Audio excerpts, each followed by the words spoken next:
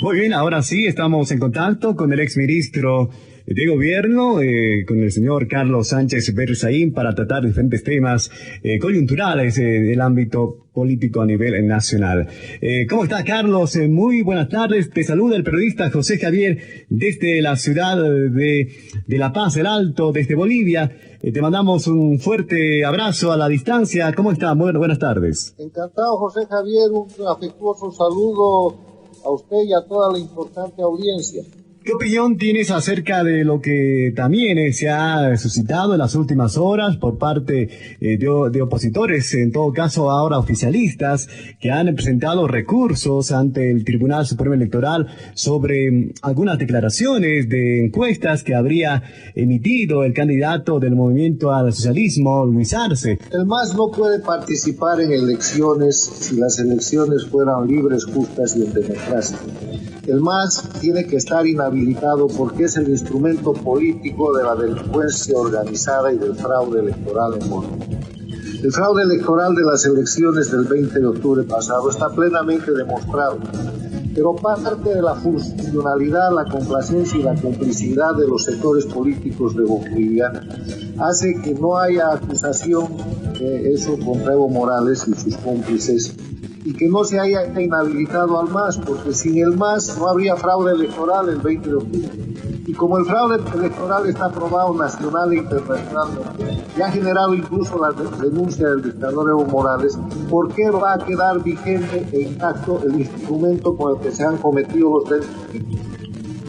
El MAS ha sido el instrumento para cometer los delitos de fraude electoral, de falsificación, de suplantación, todos esos hechos que han llevado a mostrar que en Bolivia se pretendía alterar el resultado de la voluntad popular el 20 de octubre pasado. Agregando a eso, los hechos que se han presentado respecto a los hechos de las encuestas son hechos incidentales, pero también son inhabilitantes.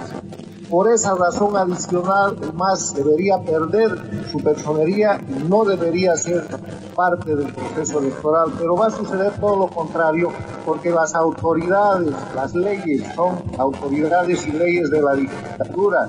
Nada ha cambiado en Bolivia, no hay proceso de transición. Transición quiere decir pasar de la situación de dictadura a la situación de la democracia, y para eso lo primero que hay que hacer es restaurar el Estado de Derecho, que es el imperio de la ley. Y eso solo se produce si se reconoce la vigencia de la Constitución cautiva y se libera a la República de Bolivia, que está cautiva, que está apresada por la promulgación y puesta en vigencia de la Constitución del Estado Plurinacional, que es una imposición hecha por Cuba y Venezuela, y por eso se llama Constitución Plurinacional Castrochavista. En ese marco, Carlos, ¿cómo ves actualmente a los oficialistas que ahora, en todo caso, serían los partidos de derecha acá en nuestro país? ¿Cómo ves el proceder del actual gobierno transitorio que, bueno, en la actualidad, pues, se ha visto involucrada en diferentes hechos de corrupción, la cual ha permitido que la ciudadanía en general, bueno, pues, repudie estos hechos de corrupción dentro del gobierno transitorio, que la misión era, pues, solamente convocar elecciones, la cual ha sido prácticamente desmarcada al haberse presentado como candidata a Yanine Áñez. ¿Qué opinión tienes al respecto? Bueno, en el siglo XXI, en lo que es la historia de estos años, los últimos 15 años por lo menos, el eje de confrontación no es derecha e izquierda.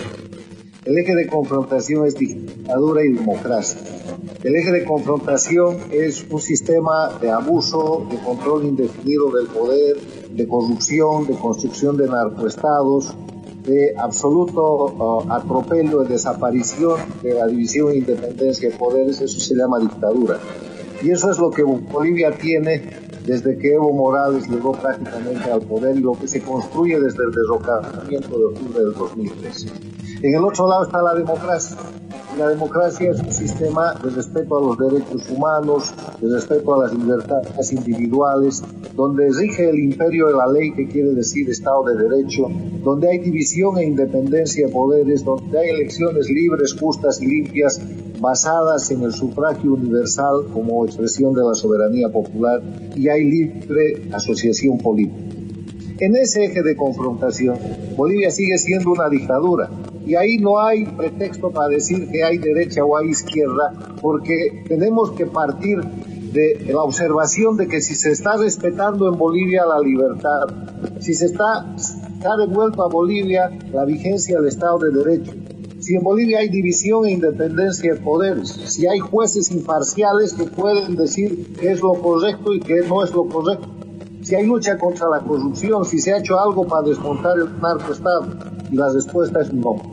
Por eso en Bolivia hoy día, con el gobierno que tenía que ser un gobierno de transición y que se ha quedado convertido en un gobierno interino, afirmamos sin lugar a dudas que de Bolivia salió el dictador, pero no salió la dictadura, y que hemos pasado de tener un gobierno dictatorial, una dictadura con una oposición funcional, a tener un gobierno funcional a la dictadura que sigue vigente. Bueno, Carlos, te estamos escuchando atentamente, precisamente cada palabra que viertes desde los Estados Unidos. En el tema de la pandemia, ¿cómo ves la situación? Esto no solamente acá en Bolivia, sino desde Estados Unidos, uno de los países afectados por esto de la pandemia. En el tema de la pandemia, esta es una calamidad universal que afecta por igual a todo el mundo. Desde que apareció este asunto, el análisis es que hay que mantener un equilibrio entre tres factores para manejar la pandemia. El factor de cuidar la salud, el factor político y el factor económico. Porque si no, se advirtió a tiempo que la pandemia del coronavirus, la pandemia de la salud, podía convertirse en la pandemia del hambre, en la pandemia del desempleo, en la crisis económica. Y ya se ha convertido. Y lamentablemente nuestro país es uno de los ejemplos en ese sentido. En Bolivia tenemos crisis de salud, la pandemia lamentablemente se sigue expandiendo, tenemos una crisis económica extraordinaria, ya se heredó una crisis económica de la dictadura de Evo Morales, pero ahora se ha profundizado, tenemos una crisis de falta de transparencia y de corrupción, porque no se sabe lo que se está haciendo para llevar adelante la lucha efectiva para proteger la salud de los bolivianos. Hay una crisis social y además de eso hay una crisis política. Entonces, lo que estamos viendo en Bolivia es una crisis general que puede llevar a los bolivianos a una situación de confrontación que hay que evitar. Y la manera de evitar eso, de nuevo, es restituir el Estado de Derecho, volver al Estado anterior a la instalación de la dictadura, devolverle a Bolivia la Constitución boliviana y cesar la Constitución castrochavista que denominan plurinacional.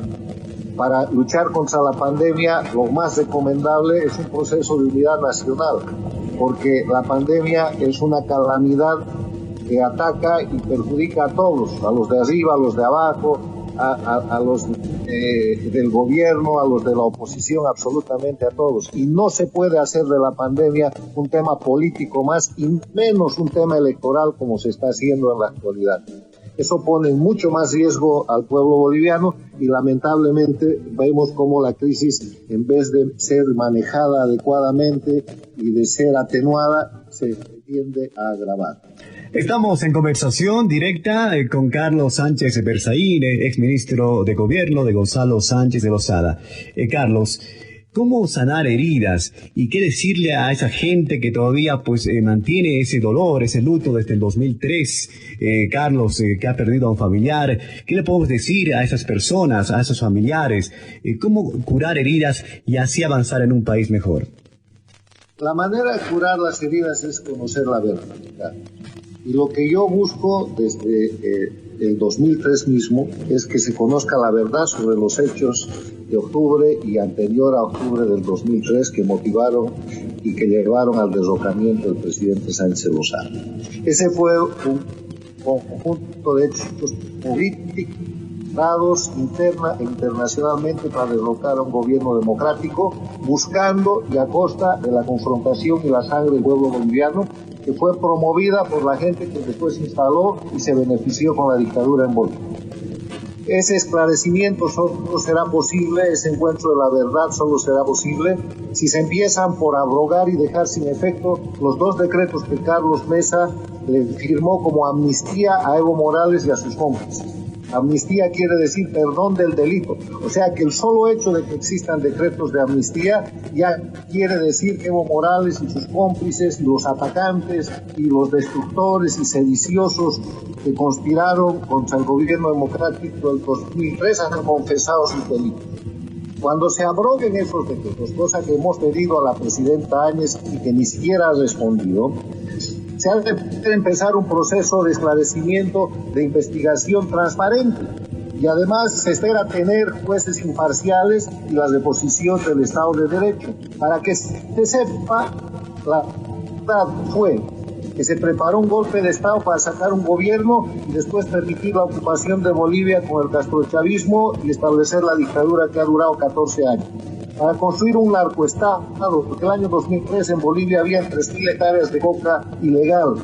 Cuando Evo Morales ha dejado el gobierno, hoy día existen cerca de 80.000 hectáreas de coca ilegal y Bolivia está organizada como narcoestado. Y para encontrar a los culpables que ensangrentaron al pueblo boliviano e hirieron y mataron a la gente, que no fueron otros, como lo confiesa el propio Felipe Quispe en su libro La caída de Goni, de los conspiradores, que estaban armados y que además tuvieron apoyo de las FARC, de grupos irregulares del exterior, de Cuba, de Venezuela y del Perú.